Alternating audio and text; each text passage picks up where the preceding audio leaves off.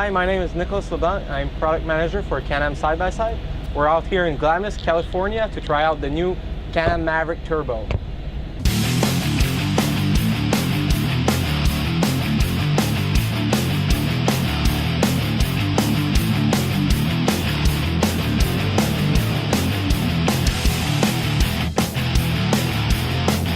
The new Can-Am Maverick XDS is based out of the current Maverick. We have two engine options. The first one being the well-known 1000R 101 HP Rotax engine, and we have this all-new turbocharged 1000R with 121 HP. In terms of torque, it also have 96 foot-pound of torque. That's about 40% more than what's anything out there. And for us, it's a 22 foot-pound increase compared to a normally aspirated version. What's new about this turbo as well, we changed some components in the engine, mainly forged piston with low compression, as well as new injectors. In terms of CVT, to handle that extra power, we also made some changes on the driven, so the secondary. Completely new, it's roller driven. It's basically what we call QRS for quick response system.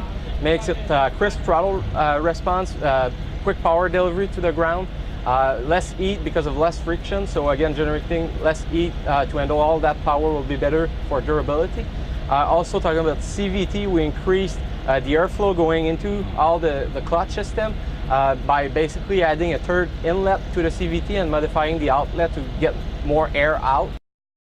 With the intercooler as well of the turbo, we basically add a fan to it so it keeps air coming in, keep everything optimal performance. In terms of turbo, if you want to go into the details, we're running Mitsubishi Turbo. It's a variable boost, all electronically controlled. It varies from 0 to 8 PSI, so all electronic managed. So basically you go up in 5,000 feet, it keeps the same performance. You're down sea level, no adjustment done, it's all done automatically and still full performance. So that's pretty awesome actually, especially out here in the West where you have tons of different terrain. In terms of suspension, all XDS model, including the normally aspirated, has the same exact suspension.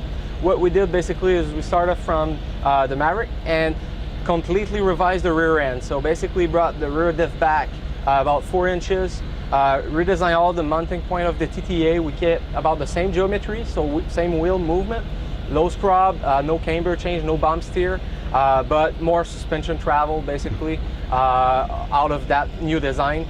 We also are using some high-end fully adjustable Fox shocks. We're using the Podium X 2.5 RC, so fully adjustable in terms of compression, high and low speed, rebound. We have dual rate spring, a crossover ring adjustment. At the rear we also have bottom out cup, so it makes it for really many adjustments. In the front we did some slight modification of the mounting point of the front shock to give it an inch more travel. So in the front we're now at 15 instead of 14 on the XDS, so that's new. In terms of steering, we basically did a quicker rack and pinion. So from lock to lock, you're a turn and 3/4, so much quicker. So it makes it for an agile and precise ride. So the vehicle is much quicker to react to direction change. So that's another change for the XDS all model again. And otherwise, in terms of style design, we did a new aluminum bumper in front. We also make it some unique coloration. All XDS have this Manta green touch on beadlock and cage, and some of them comes with water dip, carbon-like finish with painted as well. Some are gray and white, so really make it unique looking out here in the dune and desert. Also new on the XDS finally, new aluminum beadlock wheel. They're 14-inch.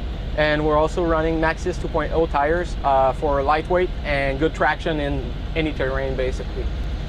So that pretty much covers all what's new for the XDS.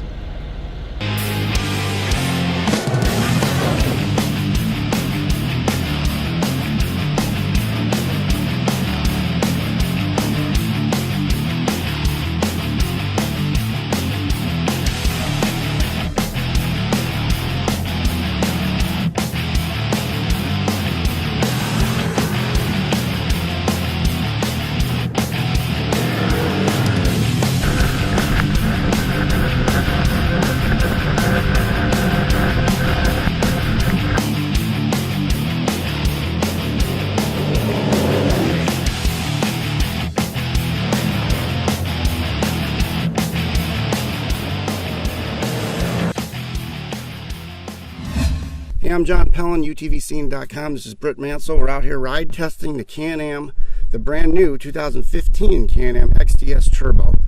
That's right, you heard that right, turbo. UTVs come in turbo flavor now, thanks to Can-Am. Yep.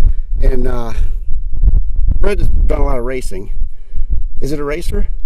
Well, I mean, that's yet to be seen. If these production rules will change and let the turbos come in. But okay.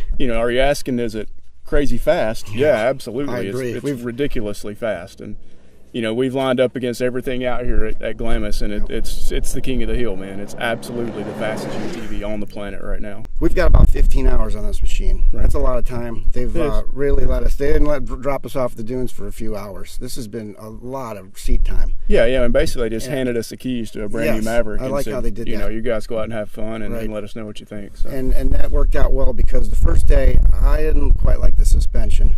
Yeah, and it was real hard to pinpoint what was going on, because the car just it felt kind of squirrely. We were bottoming out. It bottomed out in normal dune riding and stuff like that. And you look at the shocks, and clearly they're big 2.5s. I mean, they're a nice Fox shock. So yes.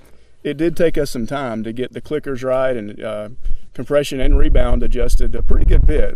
I didn't bottom out today at all. Yeah, and I think we've got it nailed now. I mean, we were running through the whoops at an easy 72, 73 miles an hour that I felt was pretty good. And I like how this car is planted. It does. I didn't think it would be that way, Yep. and it ran pretty good. I'm impressed. Yeah, and it's the old Maverick. It's not like huge changes, but there is some changes made. But not if you've already drove a Maverick. It's the same thing, but way fast. Yeah, crazy power, and the suspension is great. I mean, we did get it ironed out, and not only did it go through the whoops at 73 miles an hour or so, but we're able to hit some of these flat, fairly packed parking lots and just carve like crazy.